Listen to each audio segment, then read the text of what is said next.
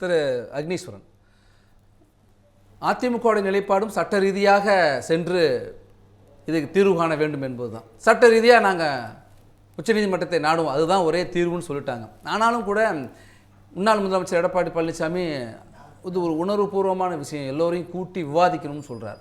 முன்னாள் முதலமைச்சர் மு க ஸ்டாலினும் அதையே சொல்கிறார். ஆனால் அது தேவையே இல்லை. ஏன்னா அந்த ரெண்டு கட்சிகளுமே அதிலிருந்து முரண்பட்டு நிற்கிறாங்க. அனைத்து கட்சி கூட்டம் கூட்டினாலும் ஒரு தீர்வுக்கு வராது அப்படிங்கிறாங்க. இல்லை சார், தேவையே இல்லை அப்படின்னா காவிரியே தேவையில்லையா? அனைத்து கட்சி கூட்டம் தேவையில்லை. இல்லை விவசாயிகள் போராட்டமே தேவையில்லையா? என்ன தேவையில்லை? இப்போது தமிழ்நாட்டில் இதுக்கு முந்தைய இருந்த ஆட்சி செய்த காங்கிரஸ், திமுக, அதிமுக, காங்கிரஸ் எப்போயெல்லாம் கர்நாடகாவில் ஆட்சிக்கு வருகிறதோ அப்பையெல்லாம் இந்த விஷயத்தை பெருசாக பூதாகரமாக்கி பிரச்சனை பண்ணுறதா அவங்களுடைய வாடிக்கையை வச்சிருக்கிறாங்க. ஆனால் இங்கே மாண்புமிகு முன்னாள் அமைச்சர்கள் திரு மு க ஸ்டாலின், திரு எடப்பாடி பழனிசாமி அவர்கள் சொல்லுவது என்ன? நீ அனைத்து கட்சி கூட்டத்தை கூட்டி ஒரு செய்தியை கேளுங்கன்னு தான் சொல்றாங்க.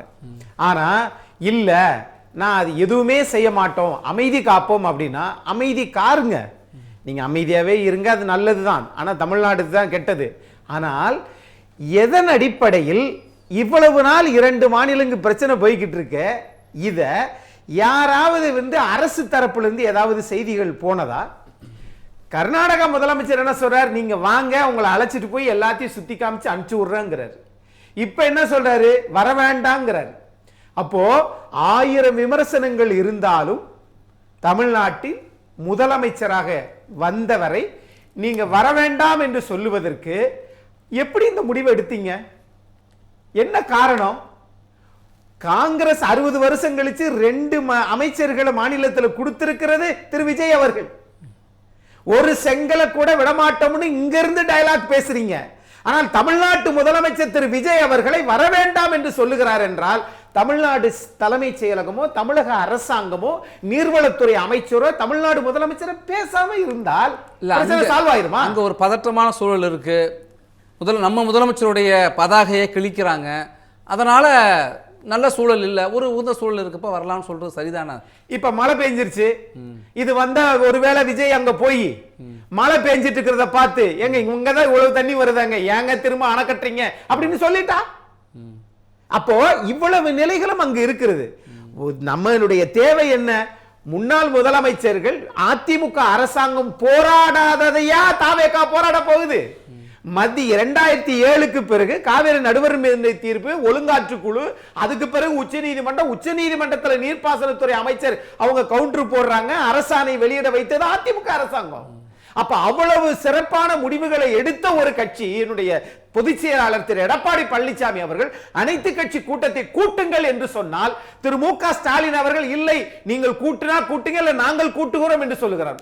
நான் தமிழ்நாட்டில் மிகுந்த வணக்கத்தோடு சொல்ல வேண்டியது, அதாவது புதிய தமிழகம் கட்சியினுடைய தலைவர் ஐயா மருத்துவர் கிருஷ்ணசாமிக்கு அவர்களுக்கு இருக்கக்கூடிய உணர்வு கூட தமிழ்நாட்டில் ஏனைய கட்சிகளுக்கு இல்லையே. நீங்க பேசுறீங்க, ஆனால் திரு ஐயா கிருஷ்ணசாமி அவர்கள் கட்சிகளை கூட்டி அனைத்து கட்சி கூட்டத்தில் எல்லாரும் பேசி இருக்கிறாங்களே. அப்ப நோக்கம் என்ன? அப்ப இவங்க போய் இந்திய நாட்டினுடைய பிரதமரை பார்த்து, பாஜகவை அழைத்து இந்திய நாட்டினுடைய பிரதமரை பார்த்து இதில் நீங்கள் தலையிடுங்கள் என்று சொன்னால் அப்ப தமிழ்நாட்டு முதலமைச்சருக்கு என்ன வேலை? திமுக அந்த வேலையை செஞ்சிச்சுன்னா திமுக தலைவர் என்ன சொல்றாரு? திரு மு க ஸ்டாலின், நாங்க செய்யறோம், எங்க பின்னாடி நீங்க வாங்கங்கிறாரு. இது எவ்வளவு பெரியது? கர்நாடக முதலமைச்சர் சொல்றாரு நீங்க வரவேணாங்கிறாரு, வாங்கன்னாரு, இப்ப வரவேணாங்கிறாரு. இப்ப இந்த பிரச்சனை திமுக தலைவர் இப்படி சொல்றாரு, அதிமுகவின் பொதுச் செயலாளர் எடப்பாடி பழனிசாமி இப்படி சொல்றாரு.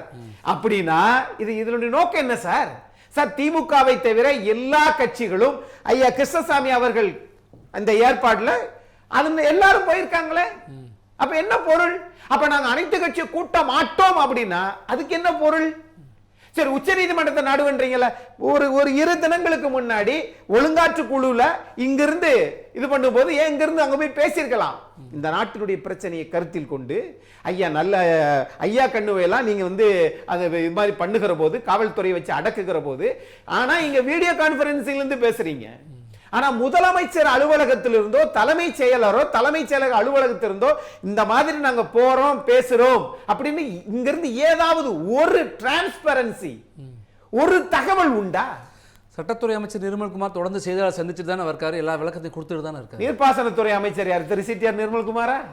பத்திரிகையாளர் சந்திக்கிற போது அவர் பேசாமல் போகிறார். முதலமைச்சர் போவேன் என்று சொல்லுகிறார். ஆனால் போவேன் என்று சொன்னது யார்? என்ன சார் இது?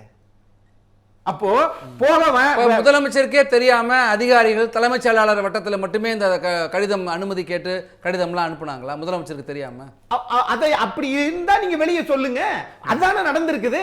சரி, அப்ப நான் இப்படி கேட்கிறேன், எதை வைத்து கர்நாடகா முதலமைச்சர் டி.கே. சிவகுமார் நீங்க வாங்கினாரு? ஏங்க, இதுக்கு முன்னாடி பாஜக ஆட்சி இருந்துச்சுங்க, பசவராஜ் பொம்மை இருந்தாங்க, கேட்டாங்க, 1000 கோடி ஒதுக்குனாருங்க. ஆனால் அது அதிமுக ஆட்சியில் தடுத்து நிறுத்தப்பட்டது இல்லையா? உச்ச நீதிமன்றத்தை நாடுனாங்களா இல்லையா? ஆனா இப்ப நீங்க நீதிமன்றத்துக்கு போவோங்கிறீங்க, ஏன் போல? திமுக போயிடுச்சு, அப்ப அதுல தோல்வி. முதலமைச்சர் வர வேணாங்கிறாரு, இரண்டாவது தோல்வி. மௌனம் காப்பது மூணாவது தோல்வி. சட்டத்துறை அமைச்சர் பேசுகிறார், நீர்ப்பாசனத்துறை அமைச்சர் பத்திரிகையாளர் சந்திக்க மாட்டேங்கிறார். சட்ட ரீதியான பிரச்சனை, சட்டத்துறை அமைச்சர் பேசுறாரு. அப்ப தண்ணி வேணாம், கோர்ட்டுக்கு கேஸ் மட்டும் பார்த்தா போதுமா? என்ன பொருள் இதுக்கு? பேசாமலே போகிறார்.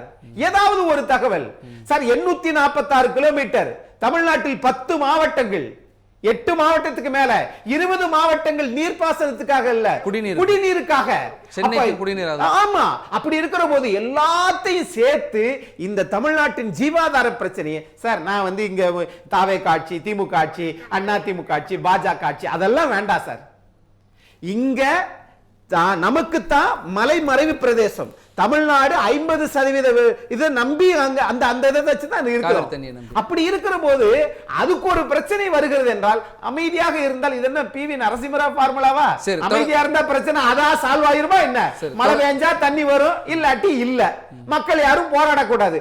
1 கிலோ அரிசி ரூபாய் உயர்ந்திருக்கு சார். இந்த நிலைமை வந்தா இன்னும் கூடும். சரி, தொடர்ந்து பேசலாம். அக்னீஸ்வரன், அதிமுக ஒரு வழக்கை உச்சநீதிமன்றத்திற்கு தொடுத்திருக்கிறது.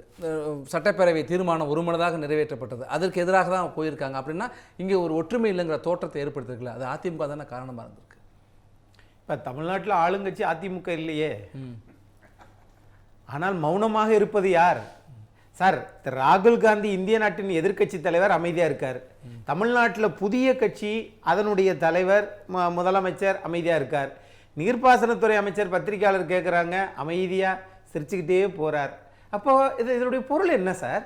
சார், ஏற்கனவே திமுக அதிமுக சரியில்லைன்னு சொல்லிட்டு தானே அந்த புரட்சியை, அந்த அவர்களை தீங்கு செய்தவர்களை நாங்கள் தூக்கி எறிந்து விட்டீர்கள், எங்களுக்கு வாய்ப்பு கொடுங்கன்னு கேட்டு தானே வந்தீங்க. ஆனால் அந்த வாய்ப்பை பயன்படுத்தாம இருப்பீங்களே சார். இந்த நீர்ப்பாசனத்துறை செயலாளரை மாறின உடனே தமிழக விவசாயிகளை வீட்டுக்கு போயிடணுமா? தண்ணி வந்துருச்சா? நீங்க பேச மாட்டீங்களா? என்ன பொருள்? இப்ப பேரை மாத்திட்டா போதுமா? எல்லாமே சரியாயிருமா சார்? இங்க தேவை என்ன தெரியுமா? தமிழ்நாட்டில் எல்லா அரசியல் கட்சிகளும், தமிழ்நாட்டு அரசியல் கட்சிகள் எல்லாரும் முதல்ல ஒன்னா இருந்தாலே போதும் சார். அது கர்நாடகாட்டிலிருந்து நம்ம பாடம் கத்துக்கிறோம் சார். சார், நமக்கு தண்ணி கொடுக்க வேண்டியது இயற்கையினுடைய உத்தரவு சார்.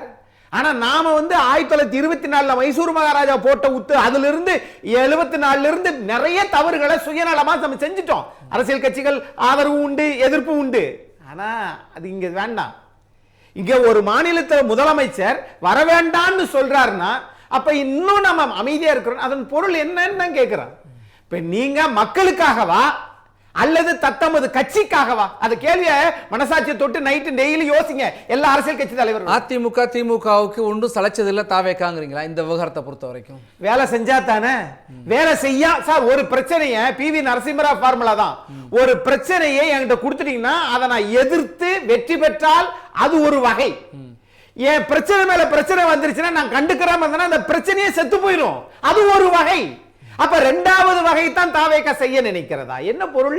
சரி, கடந்த 12 ஆண்டுகளுக்கு பிறகு இந்த பிரச்சனை வந்திருக்குது. அதனால தமிழ்நாடு முதலமைச்சர் அவர்கள் இதுல மிகவும் அக்கறையோடும் தமிழ்நாட்டு விவசாயிகளை நலனை கருத்தில் கொண்டு நீங்க எந்த விதமான ஏற்றத்தாழ்வும், ஈகோ, தன்முனைப்போ இல்லாமல் அனைவரும் ஒன்று சேர்ந்து நின்றாலே போதும். நீங்க கோர்ட்டுக்கு போவானா, தமிழ்நாடு கர்நாடக முதலமைச்சரை பார்க்க வேணாம். அனைவரும் முன்னாள் முதலமைச்சர்கள் திரு எடப்பாடி பழனிசாமி, திரு மு க ஸ்டாலின், தமிழ்நாடு இன்றைய முதலமைச்சர் 3 பேரும் ஒரே மேடையில் நின்றால் உங்களுக்கு கோடான கோடி நன்றின்னு தான் நான் நினைக்கிறேன். நன்றி. காவிரி நீர்பிடிப்பு பகுதிகளிலே மழை கனமழை பெய்து கொண்டிருக்கிறது. இது தொடர்ந்தால் அரசியல், தன்முனைப்பு, வன்மம், வஞ்சகம் எல்லாம் கடந்து காவிரியில் தண்ணீர் கரைபுரண்டு ஓடும் என்கிற நம்பிக்கையும் ஏற்பட்டிருக்கிறது.